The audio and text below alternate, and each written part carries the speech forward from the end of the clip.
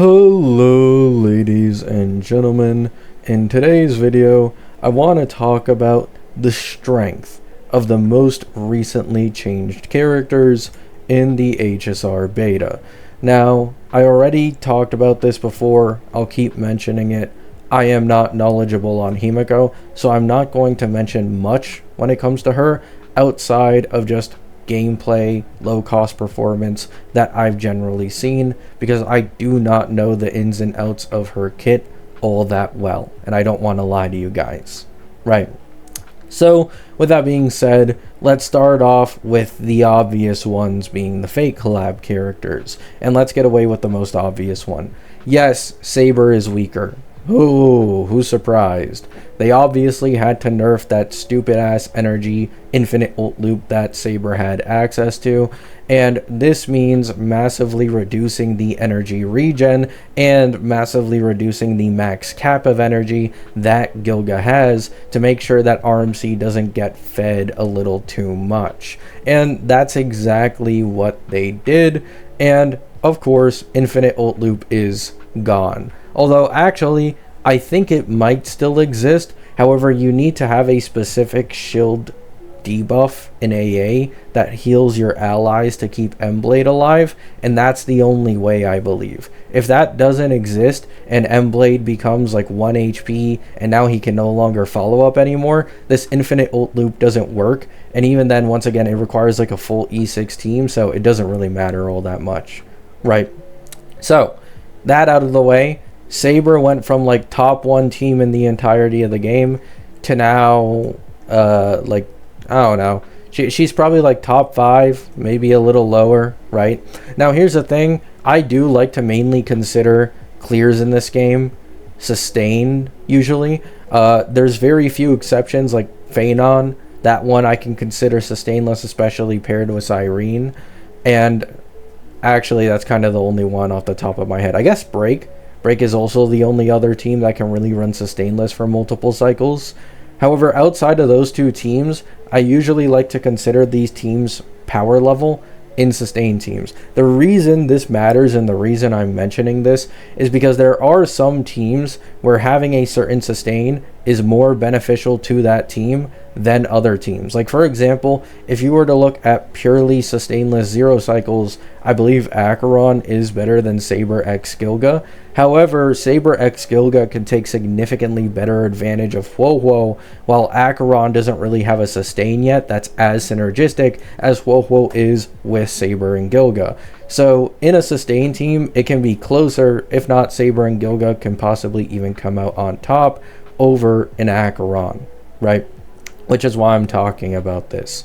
So, she's still strong. She's still a top DPS that the game has to offer. Gilga is being given for free. Saber mains don't even need to pull this guy to get this upgrade. His early Eidolons got buffed for anybody who's interested in that.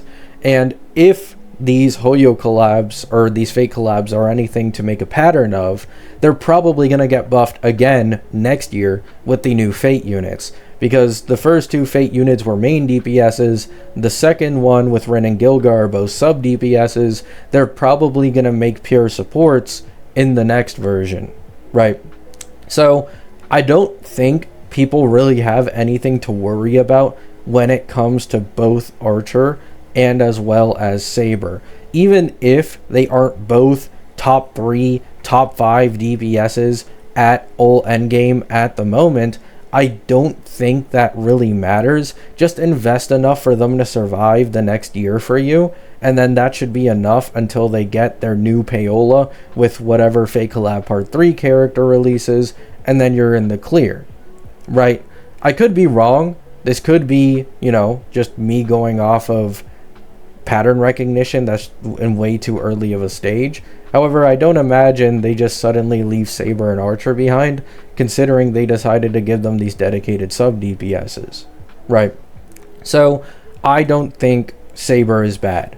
I don't think she's great. I think she's good, but she's not bad. That's kind of the spot where she's in currently, and I think she'll last you for over a year if you invest enough into her team, which is what most people mainly care about to begin with, in my opinion, right? Next, we move on to the main star of the show, Gilga. Now, as I predicted, his Ashvale Emblade team is stronger than it used to be, and all variants of his main DPS are also stronger. So before, he was basically going blow for blow in terms of value with Tribby in the Ashvale Emblade team. Now, he's just better, and he's being given for free, and his early Eidolons got buffed, so it's not really a competition anymore. This was obvious. The ult got buffed so disgustingly much that it just massively jumped his value and his damage output in these teams. Yes, I had some people in my comments yesterday trying to correct me about, oh, it's not that big of a buff because they nerfed the energy regen capabilities too much, despite despite the decrease of the max energy cap for his ultimate. However, what people don't realize is he still regenerates the same amount of energy from his skill, and he still regenerates the same amount of energy from getting attacked. So even though the energy regen capabilities did get nerfed a little more than they should have, in the end, it still isn't all that big of a deal, since fixed energy gains like his skill and getting hit are still just as valuable as they were before when he had a 600 energy ult requirement. Meaning most of the time you're gonna be getting his ultimate just as normally fast as you used to. There's not gonna be too much of a difference, right? So Gilga is just significantly stronger now. It's not even a question. Yes, the Saber synergy got nerfed to get rid of the infinite ult loop. I wouldn't be surprised if they maybe slightly buffed that joint attack for Saber synergy. Not the energy regen part, but just the damage and the frequency of it. However, outside of that, I don't think there's really much that's going to change for Saber, and the Ashvale Emblade team looks good. I've seen a lot of people saying, oh, this isn't enough because Avin is going to end up replacing him in this team, which, I mean, yeah, that's kind of obvious.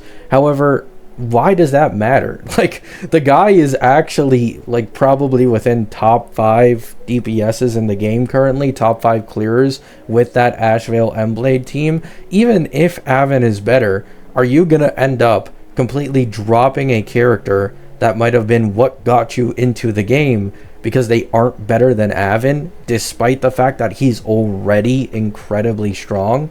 I don't really understand the mindset that people have around meta to the point where they they wholeheartedly, religiously follow it, to the point where it completely ruins their enjoyment of the game, and they forget that the main point of these gachas is to just play with characters that you like. And I'm not being a hypocrite here. I am someone who is not pulling Avin, right? On my Phanon account, which has the E1 Emblade and Ashvale, unfortunately I lost for E2 Emblade, I'm not pulling Avin. I'm pulling Gilga, right?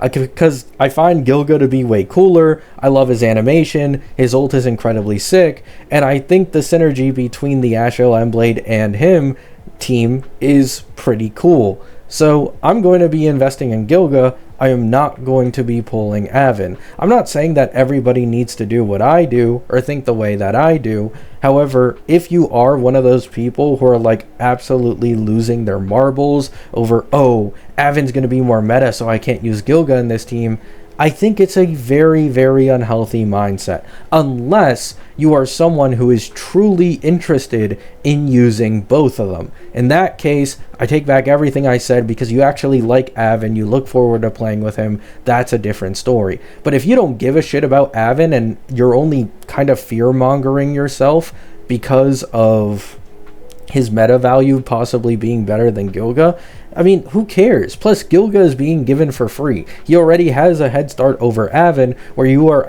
automatically able to get him on your account without actually having to spend or pull for anything. It's kind of like a preview trial, right?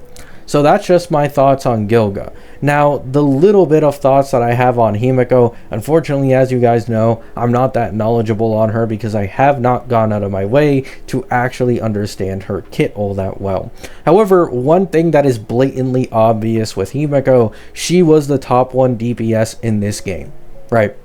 Even before these changes, she was one of the best clearers against old endgame content in this game. If there was anyone who was going to get nerfed, I thought it was going to be her. But lo and behold, they buffed Himeko in the most recent version, you know? So Himeko is now capable of, I think, 1 cost 0 cycling damn near every MOC and multiple AA knights. I mean, I don't know. You know, like, I genuinely don't know what this game is doing with Himeko and her power budget. Maybe it's because she truly isn't getting any new teammates in the future, so this is kind of like the finalized team outside of like Sunday Nova, right? But if she is getting a dedicated support or dedicated supports later on in this version, oh my god, right? Like, it's either they nerf her in one of the later versions and, you know, all's good, or she goes live, she possibly gets dedicated supports, and the power creep goes nuts, right? It's one of those two, and we'll see how that goes. So for the meta lovers, who I was kind of talking about you guys earlier, who were stressing about Avon being better than Gilga, you would probably want Himeko. Himeko seems to be disgustingly strong currently and works really well with what is a pretty cheap team of like RMC plus Don Hung PT plus Welt, right? Love you all. Hope you have a great day. Hope you all have a great night. Peace out.